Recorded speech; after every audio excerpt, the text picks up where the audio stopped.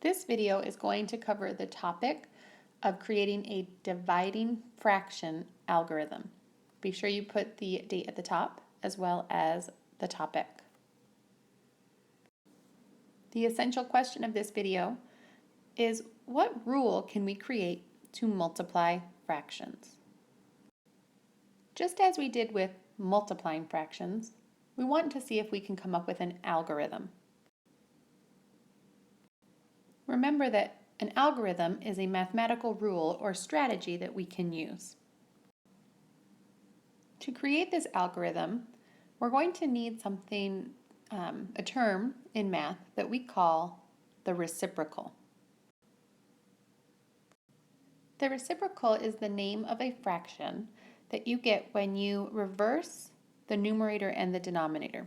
For example, the reciprocal of 2/3 would be 3/2. What we want to know also about a reciprocal is that if you multiply the two together, the original fraction and the reciprocal, you will always get 1. 3 times 2 is 6. 3 times 2 is 6. You will always get a product of 1.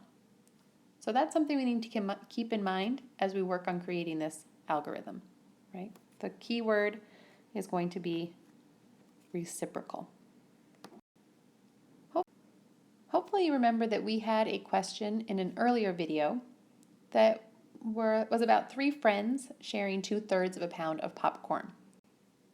And we had a number sentence that represented that story problem as 2/3 divided by 3. And we worked through that and we found out that when we had 2/3 divided by 3, each friend was getting 2/9 of a pound of popcorn. But we also stopped and saw that that was kind of like our multiplication model, our Brownian model. And that's going to be important here as we work through creating an algorithm. We said that this was basically the same as 2/3 times 1/3, because we were kind of thinking of it as everyone taking a third of the popcorn, right? And that also worked out to be 2/9. When I look at these two number sentences, I want to kind of come up with a connection between them.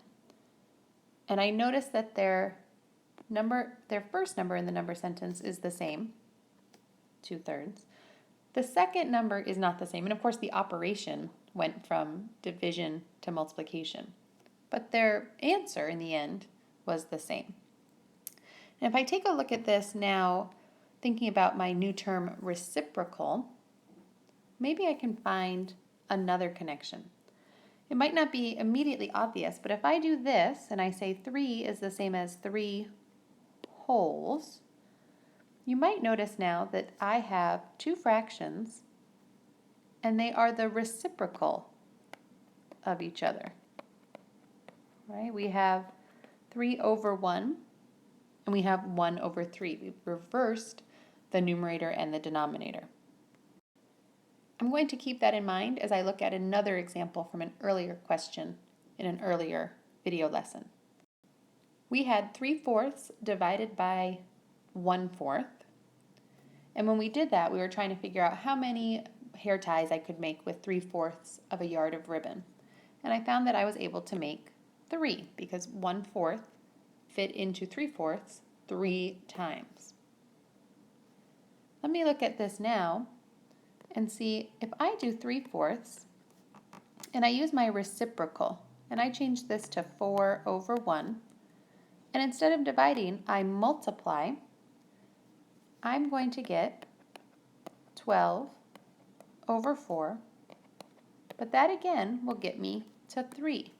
Right? So I actually went through the steps that I did on just our previous question to see if I would get a similar result. I have the same first number, right? And I have taken the reciprocal of the second fraction, and I have turned my division question into a multiplication question. And I got the same answer. This is going to be the key to our algorithm. So here we're going to outline the steps of the algorithm for dividing fractions. The first thing we do is keep our first fraction the same. So in the number sentence 3/4 divided by 1/4, we're going to keep the 3/4 just as it is. Step 2, we're going to use the reciprocal of the divisor. So again, in our example, we had 3/4 divided by 4.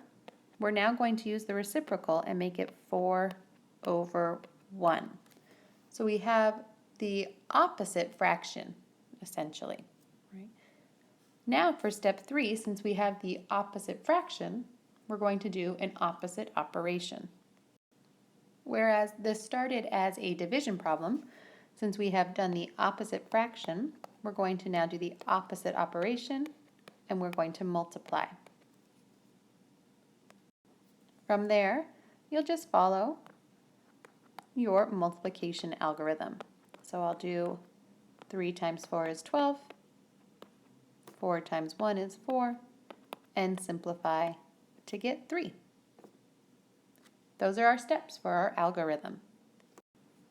Let me do an example all the way through just to check how it works. In an earlier video, we had 6 divided by 3/4. So I'm just going to go through my steps here of my new algorithm. I'm going to keep my first fraction the same. Of course, 6 right now isn't a fraction, but I can make it one by just saying 6 wholes. I'm going to change my 3/4 into the reciprocal, 4/3, and I'm going to change to multiplication. 6 times 4 is 24. 1 times 3 is 3. I can simplify that to 8. And I remember that's the answer we got when we did this with a model in an earlier video. So it worked. Let's go ahead and have you try one. So I'm just going to do 3/5 divided by 1/2. So we want to see how many halves there are in 3/5. So take a moment to pause, follow our steps of our algorithm, and we'll see how we do. And keep in mind that your answer might be a whole number, as it was up here, but it might also be a fraction.